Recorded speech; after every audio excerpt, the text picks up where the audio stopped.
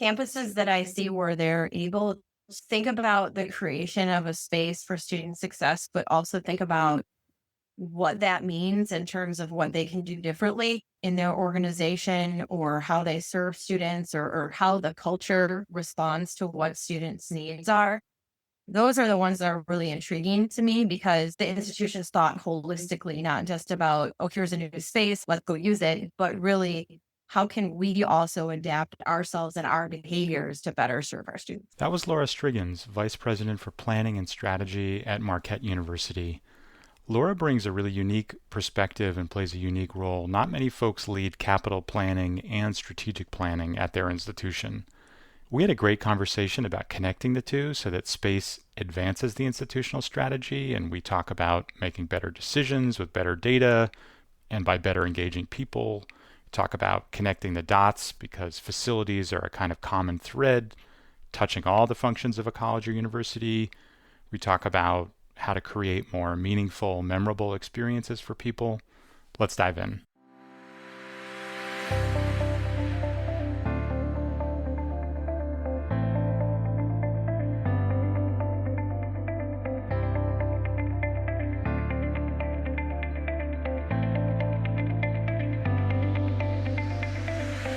Welcome to the Connected College podcast. I'm your host, Elliot Felix. I've helped more than 100 colleges and universities change what they offer, how they operate, and how they're organized to enable student success.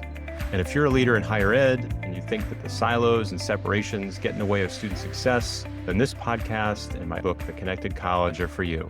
We're here to learn and work together to bust silos, question tradition, and forge partnerships so that students feel connected to their college, their community, their coursework, and their careers. Welcome, Laura. Tell us a little bit about yourself and how you got started in university facilities, planning, design, construction, operations. Thanks for talking with me today, Elliot. I'm passionate about how people experience the physical environment and how decisions that we make about that environment can impact every aspect of people's lives. And that's why I really can't separate my architecture background from my urban planning background. Spaces take on a deeper level of meaning as people activate and interact with it. And that's where my interest and passion comes from. I spent time in consulting for many years, mostly working with clients who are trying to connect a big vision or a strategy for their future into a physical design response. So I've been fortunate to be in many fascinating conversations with different types of organizations about what the physical environment means relative to what their goals are and what they're trying to achieve. And coming from a creative field, my approach to planning is one that relies a lot on engagement, meaningful listening, lots of curiosity, and the ability to have some of those challenging conversations. And then I ultimately found my way into higher education, in part because of the complexity of the organization and the unique culture in higher ed. I also wholeheartedly believe in the impact that the physical campus has on the student experience. So if I could be part of making that positive impact and more meaningful for a campus, that sounded like meaningful and positive work for me to be involved in. That's one of the most insightful and inspiring minutes about higher ed and the role that space can play that I've heard in a long time. I love it. It's about the people. It's about how the decisions about space affect people. It's about how you occupy and use space and activate it and operate it. And You can tell I've had to write about this a lot lately. and given our conversation is about the role that facilities can play in student success, I'd love to hear your definition of student success. How do you define it? How do you measure it? So there's so much out there right now on student success, and a lot of people are talking about and writing about it. Since every day there's a new link I'm getting to something talking about student success. But I think where it really becomes activated is when the definition of student success connects to the institution's mission, because student success isn't just a single element or one thing. It's not just about degree completion or student engagement activities, but it also involves their well-being, their sense of community, how they build relationships, and how they do that within the specific context of the institution that they're at. So I think that it's institution specific. It needs to be really strongly connected to what the mission and the vision of the institution is. And then to carry that out a step further, it's what is the institution doing to meet that mission of student success? And how are they helping students define and play an active role in shaping what student success looks like for them as individuals. It's like top down and bottom up. You're understanding and supporting students, whether it's the credential, the engagement, the well-being, the community, the relationships, but then you're tying that to like the larger institutional vision and culture. So if I carry that forward, it would mean that student success at each institution might look a little different, because it should be at that like intersection of the things that all students care about, but then the things that your students care about and the thing that your institution is in the world to do, the impact you're trying to create.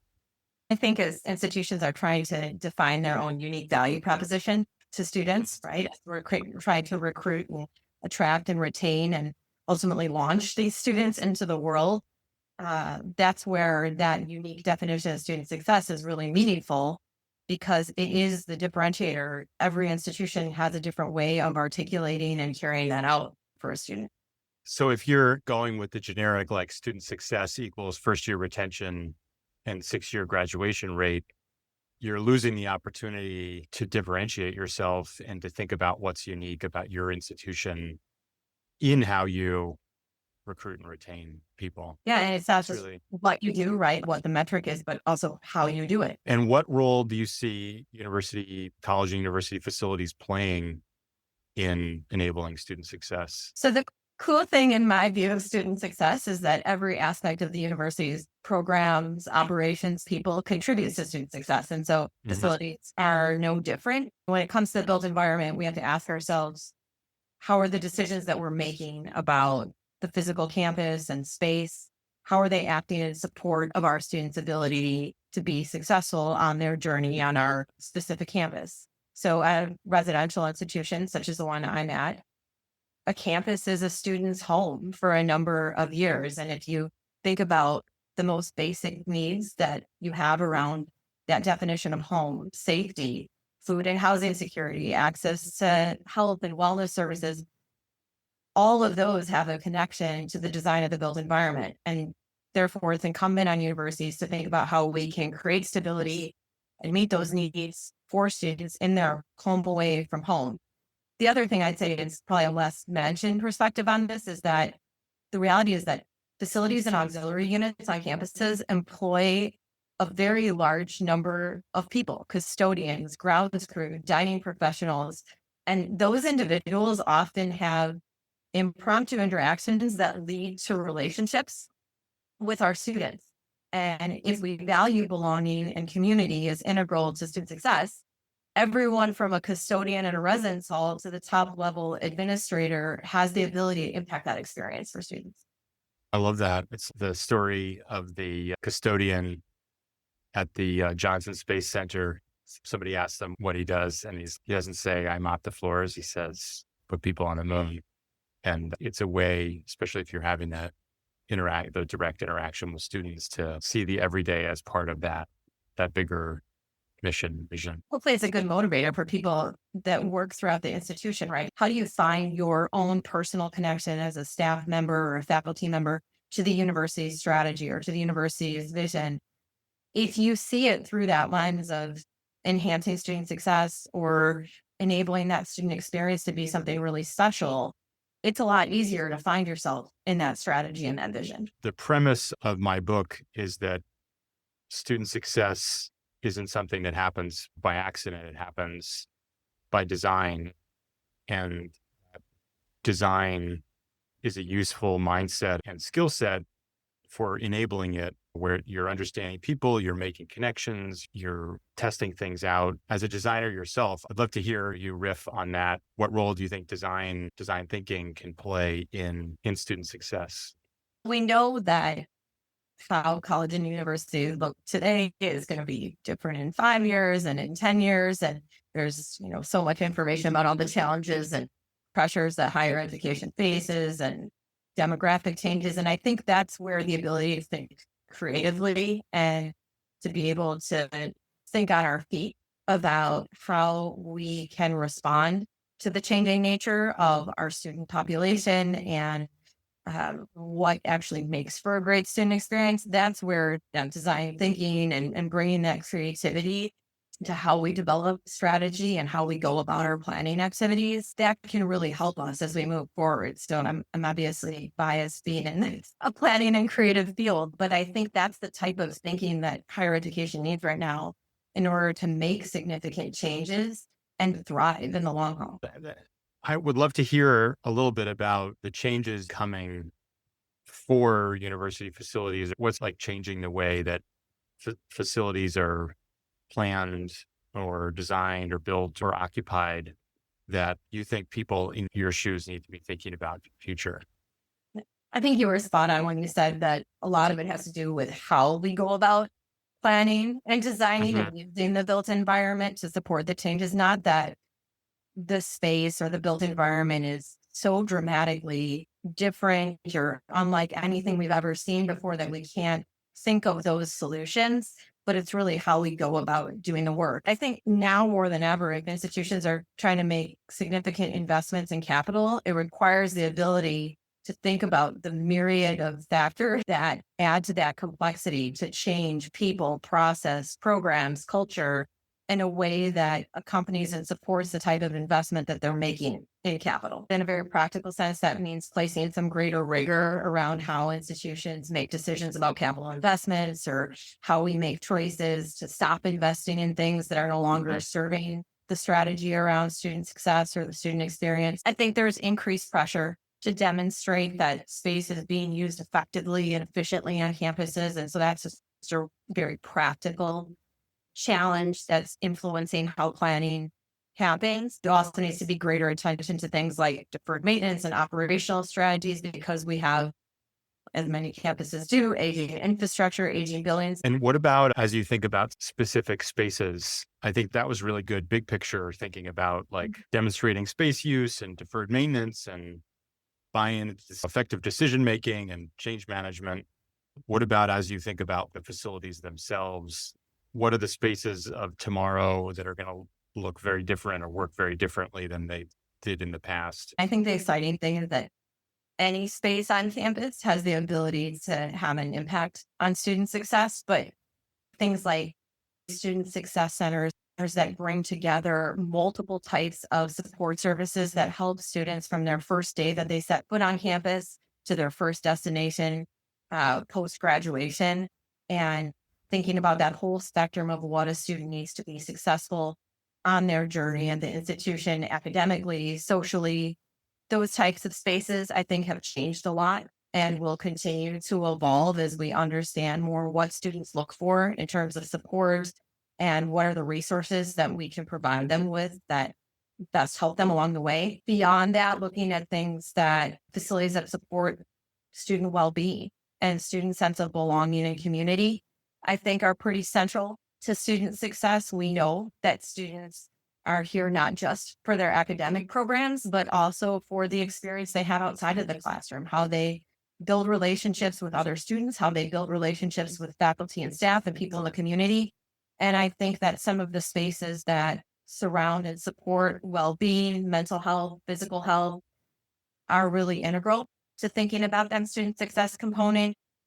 And finally, to look at any space in any building on campus as an opportunity to do more to enable student success. That can happen in a lot of informal environments, as well as what happening in classrooms and in lab spaces. All of those are opportunities for us to look at how we can use facilities differently to enhance student success. Do you have an example that comes to mind as you think about like a space that's doing more than maybe you originally thought it could or should, and now it's better facilitating student success? An example that I give that might be a little bit non-traditional because it's not actually a built space, it's actually a space in between built spaces, is outdoor space on campus that we created. It was identified in our campus master plan. We ultimately implemented it outside of our union and between a number of buildings. We created this large green space on campus. And even that creation was wonderful at the outset. It obviously provided space for students to interact and engage, enjoy the outdoors. It was an oasis within this urban environment. But what we've seen happen in the years subsequent to implementing the creation of that space is we've put up a mural that faces out to that common space that reflects the diversity of our campus community and came about as a student inspired project and an idea that spawned a podcast for us and a number of different things that would enhance the sense of student belonging and express culture on campus. We used that green space as a space to house our land and water acknowledgement for campus. So we've really continued to leverage that space into something with greater meaning around what the student experience is on our campus. I love the greater meaning part. When you first said that, I was thinking like multi-purpose space or multi-use. And it is, but it's more than that, right? It's like, how do you make a space more meaningful for people is a much better and higher bar. That's gold.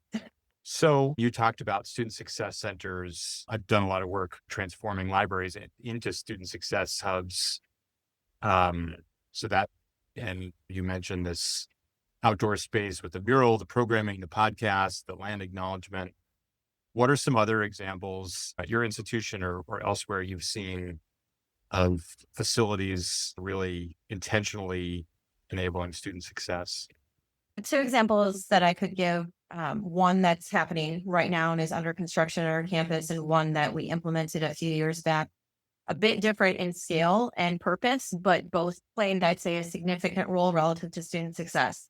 The first one that we implemented several years ago is called the 707 Hub on our campus, and it's a student innovation and entrepreneurship center.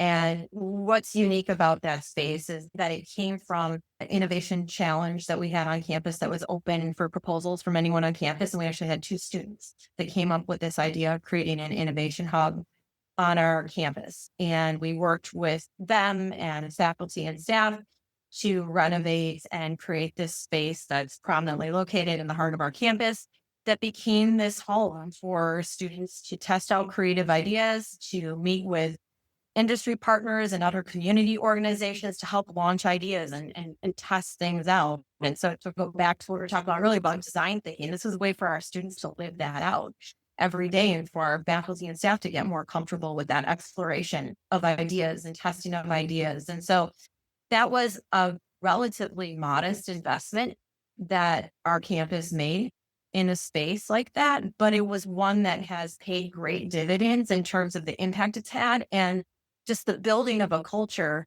on our campus. It's also like a storefront too, right? So it has a different kind of vibe than a typical, doesn't have an institutional feel. It's far more accessible. It's just an unrefined type base. It's a little bit more gritty.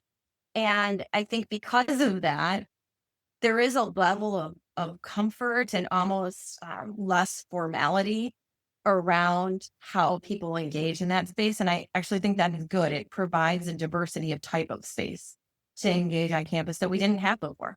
So that's a really great part of the Senate Hub. And what about the Student Success Center? Yeah, so that's a larger scale investment in our Student Success Center.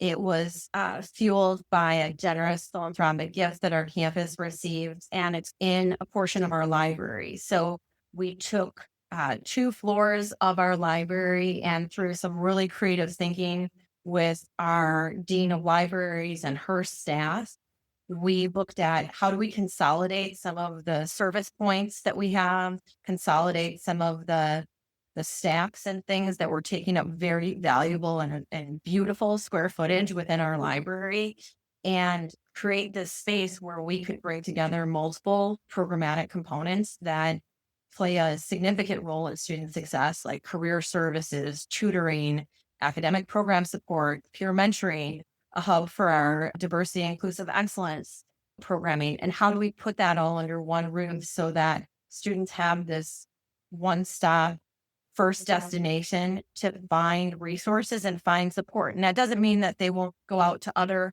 areas of the institution and develop relationships and engage with programs there, but this is a good starting point, a good hub to return to expose them to different types of programs and services that can help them along the way throughout their time on campus. That's really great. What about examples that have inspired you? Things you've seen elsewhere? Campuses that I see where they're able to think about the creation of a space for student success, but also think about what that means in terms of what they can do differently in their organization or how they serve students or how the culture responds to what students' needs are.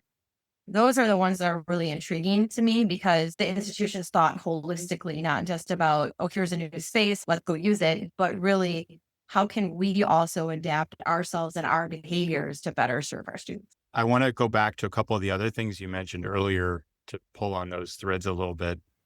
One is you talked about decision making, and every decision we make impacts people's lives. These are big investments, high stakes.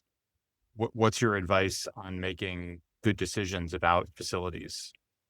You can never be 100% certain of the outcome. And when a facility is completed, inevitably there's things that will adapt and change over time. Well, when I'm working on a facility plan or a programming effort or a visioning session with a group of stakeholders, my hope is that we build confidence around the investment and the decisions that we're making around it, knowing that we can't be certain exactly of what the future holds, but have we made the right decisions and built in the right priorities so that over time we can be confident that we've done right by our campus, by our students, with this big investment that we're making for the campus. I feel like in an environment of increasing uncertainty and decreasing resources, one thing I'm feeling from my clients is they all want data to turn hard decisions into easy ones. They're looking for that kind of like slam dunk finding that makes a tough call into an easy one, which is not always possible. Like, what's your secret sauce for making bold decisions? I don't know that there are any super easy decisions, but I think Yeah. that the more that institutions can tie back the decisions they're making about the built environment to the vision of the strategy for the institution. I keep going back to this, but this idea that you're consistently acting on the things that you've said are most important for the long-term health and success of the institution. If you use those as guideposts to make decisions, it doesn't take away the risk associated entirely, but hopefully it gives you a lot more confidence that you're headed in the right direction and you've acted in a way that to the campus community and to the broader community that pays attention to your institution, you've acted with a consistency around what's important to you. So even if you can't be certain of the outcome, you can be certain that you acted with the mission in mind Mhm. and you hang your hat on the mission focus. Yeah, and even in times of challenges and when we're dealing with all these different complex issues that are coming our way in higher education, I think it's easy to fall into a bit of a scarcity mindset. And then I think when that happens, people make decisions a little bit differently. And I guess I'm an advocate for continuing to reframe it around what the potential is for a more abundant and thriving future versus how do we just continue to look at things as though there's no bright future ahead. You also mentioned in your intro about your belief in process of engaging people and listening. How can folks do that effectively? My biggest guidance around engagement is to ask people meaningful questions where they can have an impact on the outcome. I'm a big proponent of thinking about where people can have a meaningful impact on the process. And that doesn't necessarily mean at every step along the way or in every single conversation, but drawing the right people in and drawing the right number of people in and asking the right kinds of questions so that once you move forward with a decision and you're implementing a project or whatever it is you're doing, that they can see a reflection of what they were asked about and how they provided input represented in the physical product at the end of the day. And use that word meaningful again. I love the bar. You don't want just more uses, you want more meaning. What do you think makes a space meaningful for people? If that's the higher standard we should hold ourselves to. Meaning, I think, is somewhat connected to memorable. Mhm. And memorable can mean a lot of different things, right? But the spaces I think about that are meaningful to me on our campus or in the city I live in are ones that have created memories for me. they've been opportunities where I've met somebody or I've had a great conversation or I've experienced something that had made me remember what it's like to be in that space and understand how the environment impacted how I understood what was going on in the world around me at the time. In our last 5 minutes or so here, what advice do you have for other folks that are in your shoes that are planning, designing, building, operating university facilities so that they can enable student success? Three things that I'd probably point to. The first is to be an advocate, to see every planning activity or every conversation about the built environment as an opportunity to advance the conversation about enhancing student success. Manage the opportunity. The second, I think, is really important is to bring focus, to consider what's most important for the student experience and for the specific campus you're at, and to spend time and energy on that and really pour your creativity into those things that are going to make the biggest difference relative to student success.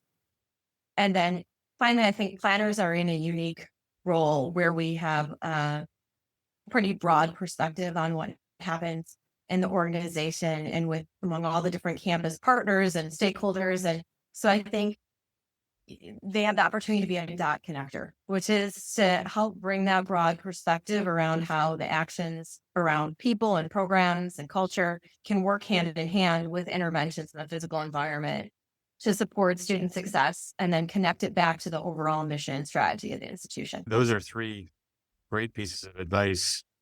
I really appreciate your insights and excited to share them with folks. So thank you so much. Thanks for listening to the Connected College podcast. Subscribe to my Connected College newsletter at elliottfelix.com for insights and excerpts from my upcoming book, tools you can download, and special offers. You can also find more information about talks I've given, articles I've written, and upcoming events there. And please support the podcast by rating and reviewing it wherever you're listening. Let's create connected colleges where students will succeed.